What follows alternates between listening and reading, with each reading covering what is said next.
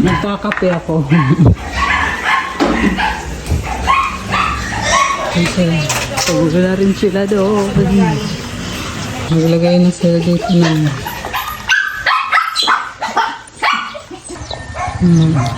ang ganda ng umaga. Dinala ko yung kape dito. Dito ako tumatambay eh.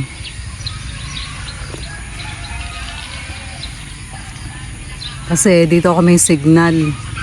Yung globe dito napakahirap ng signal. Nagpe-prepare sila dun sa baba. Nilalagyan nila ng dahon ng nyug para may silong.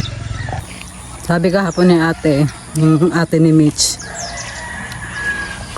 Yung kapatid ni Mitch, ano daw yan? 10 years, ano ba yan? 20 years na daw yung itong mga buko na to. Tagal din pala talagang itinatanim bago mamunga. Sabi niya 10 years daw siya bago namunga. Kaya dumami ng ganyan yung mga buko nila. Yan, pinagtulong-tulungan na nila.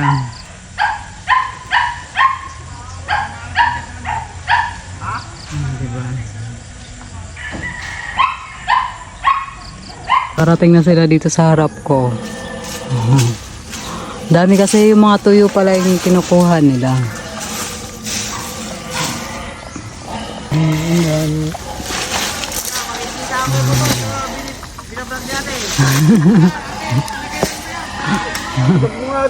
Yan na, dami na nila nakuha.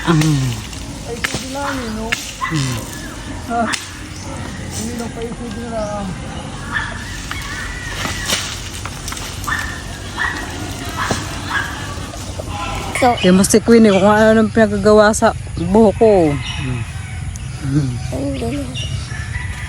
Nagawin niya raw akong prinsesa. Ang ganda-ganda ni Queen Minute.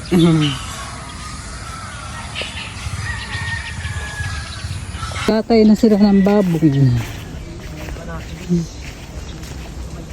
Wala naman ang baboy.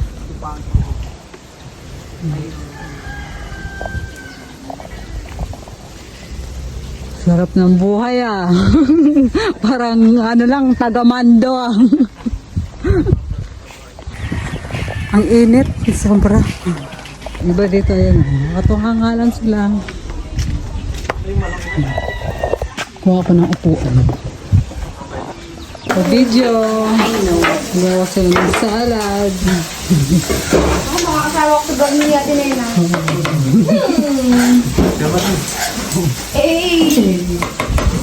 Busy sila sa kusina. Gawa sila ng salad. Bagong ihaw na.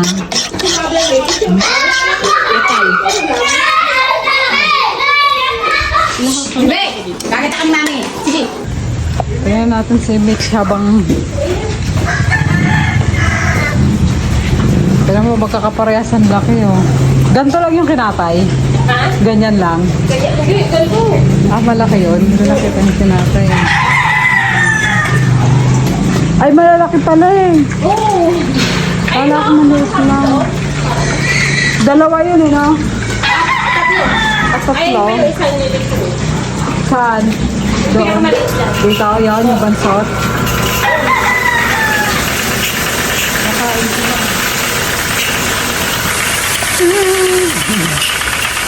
Naibigo na ako. Pakabruha ko. Mukha akong negra. Tahimik na hapon. Dapat doon ka lang punta sa ano? Saan? Doon sa may ang dami nila doon. Nung nga eh, ako ay magbablog na. Si Ate Gina, gumagawa siya ng sabon. Para yan sa salad, no? Sa minatamis na sagot gulama. Wala lang pala. Sabon naman, ano? Iihaw siya ng bangus.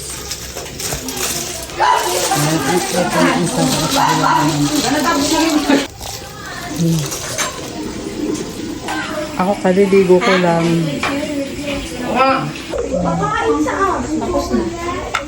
Open na. Diba? Ang galing. Meron na pala neto, oh. Buko pandan.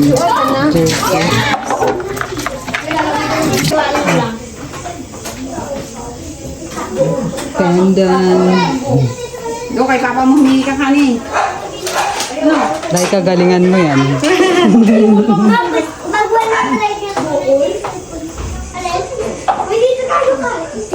Yung lasa nito, lasang panda na rin. Lasa yan.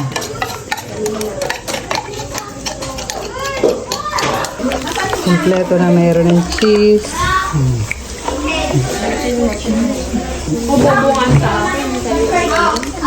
Ate, ang second. Mga nag-ihiwa ng mga gulay. Sila. Nag-ihiwa ng gulay. Sino mga nag-ihiwa ng mga baboy. Inuman.